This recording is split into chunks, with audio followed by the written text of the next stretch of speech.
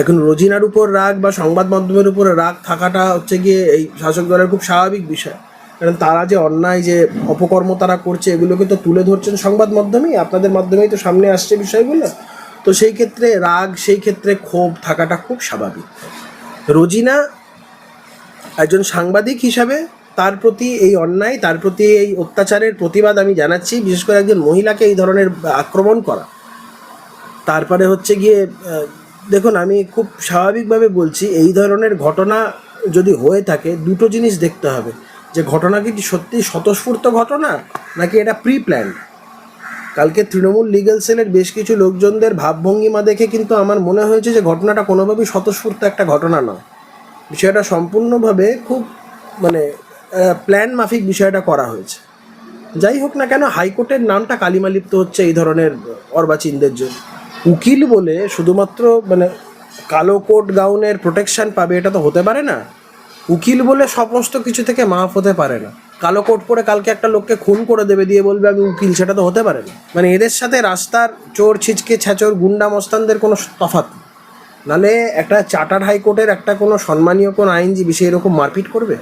সে সংবাদ মাধ্যমের লোকজনকে মারবে শুধুমাত্র দলে নাম্বার বাড়ানোর জন্য? ওই প্যানেলে ডি গ্রুপ থেকে সি গ্রুপ, সি গ্রুপ থেকে বি গ্রুপ, এগুলো যদি হওয়া যায়, দু পয়সা যদি কামানো যায়, এই তো, এর বাইরে তো কিচ্ছু না। অভিসন্ধি একে বিষয়টা শুনেছিলাম তখনও, মানে যখন হয়েছে, তো অত্যন্ত নিন্দনীয় একটা বিষয়। শুধু রোজিনাকেই নয়, ওর ক্যামেরা পার্সন সঞ্জীব, এছাড়াও আরেকজন সাংবাদিক গোপাল বলে আছেন, ও গোপালদা, তাকেও মারধর করা হয়েছে, ধাক্কা দেওয়া হয়েছে।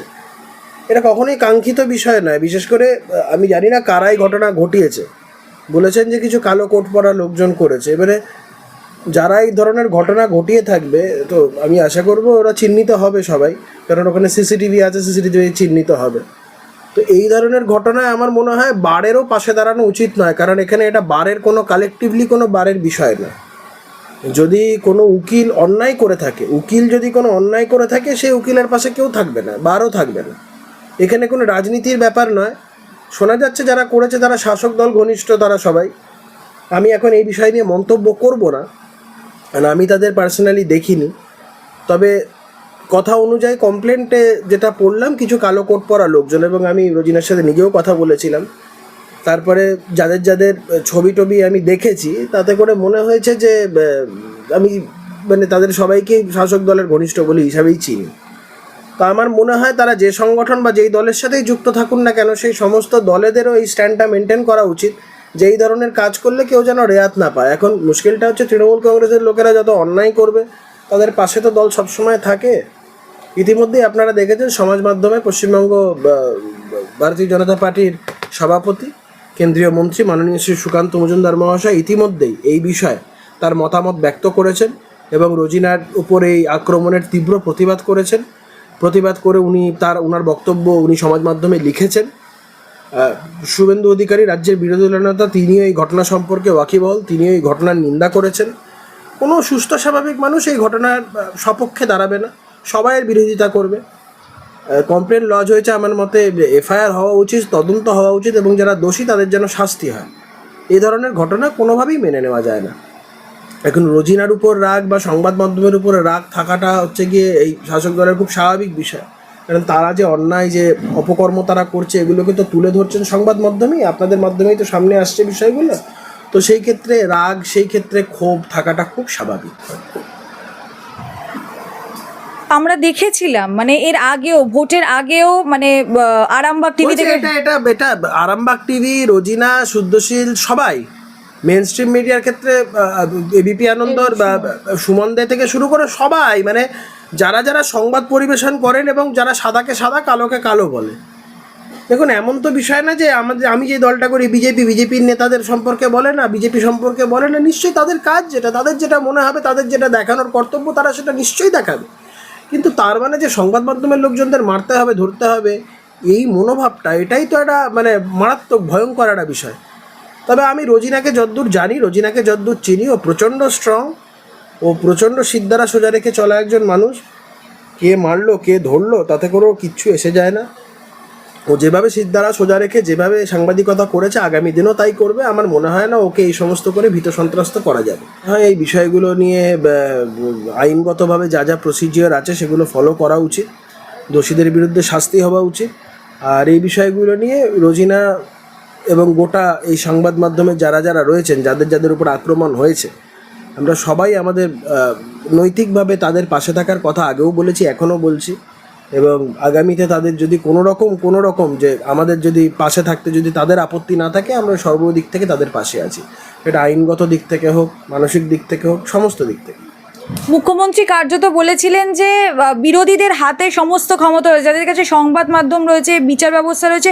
এটা কি তারই একটা রেশ বা ফলাফল বলা বাহুল্য? কি মনে করেন? নেতাজি ইন্ডোর থেকে আগের দিন শুনে এসছে, এবারে দলে নাম্বার বাড়ানোর জন্য একে মারো তাকে মারো, এগুলো শুরু হয়েছে। তো মুখ্যমন্ত্রী আগের দিন যে কিছু বিশ্বাস করা কিছু উত্তেজনাপূর্ণ যে ভাষণ দিয়েছেন, ইলেকশন কমিশনকে ভয় দেখাচ্ছেন, বিরোধীদের ভয় দেখানোর যেই ধরনের ভাষণ রেখেছেন, দলের লোকেরা ভাবছে এই ধরনের যদি কাউকে একটু মেরে পিটে দেওয়া যায়, দলে যদি নাম্বার বাড়ে।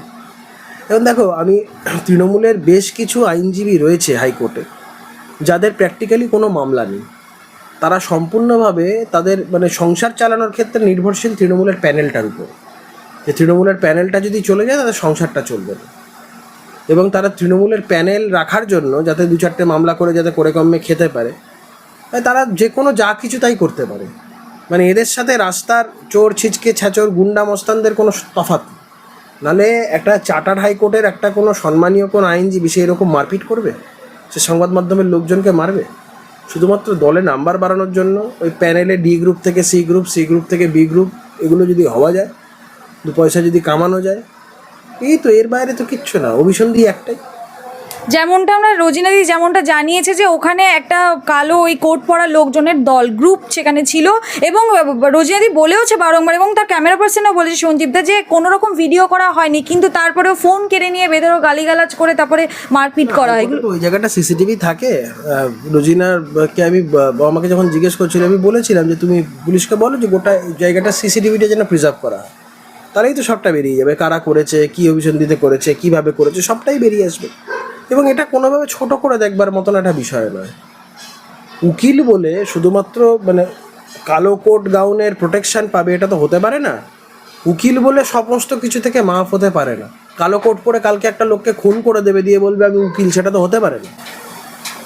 সেখানে তো পুলিশও মোতায়েন থাকে, প্রচুর পুলিশ থাকে। তাহলে পুলিশ কি করছিল? দাঁড়িয়ে দাঁড়িয়ে বিষয়টি দেখছিল যখন? দুর্ভাগ্যজনক, এই ধরনের ঘটনা যখন ঘটেছে, পুলিশ যদি কোনো কাজ করে না থাকে, কোনো অ্যাকশন যদি না নিয়ে থাকে, এটা সত্যিই দুর্ভাগ্যজনক। এবং হাইকোর্টের মতন একটা প্রোটেক্টেড এরিয়া, সেইখানে যদি এই ধরনের ঘটনা ঘটে, বলছি নিরাপত্তা কোথায়? একটা হাইকোর্টের মতন প্রোটেক্টেড জায়গাতেও সেখানে সাংবাদিকদের ধরে মারছে, কেউ বাঁচানোর নেই। এবং শুধু হাইকোর্ট বলে না, সামনে একটা বিধানসভা, ওই জোনটা ইটসেলফ খুব প্রোটেক্টেড একটা জোন। Within 100 metres Raj Bhavan, within 50 metres তোমার ওই কী বলে বিধানসভা। এবং ওই জায়গাটা সম্পূর্ণটা অ্যাকচুয়ালি কলকাতা হাইকোর্ট এবং সারাউন্ডিং এই লেজিসলেটিভ বডি এগুলো করা, এটা ওয়েস্টমিনস্টার মডেলে এই বিষয়টা করা। ইংল্যান্ডের যেইভাবে সিস্টেমেই এতে ওয়েস্টমিনস্টার মডেল বলি আমরা, তো সেইভাবে করাতে এরকম একটা হাই সিকিউরিটি জোনে এই ধরনের ঘটনা ঘটা সত্যিই খুব উদ্বেগজনক। এবং এই ধরনের ঘটনা ঘটবার পর এখনও যদি পুলিশ কোনো সদর্থক ভূমিকা না নিয়ে থাকে, সেটা আরও উদ্বেগের।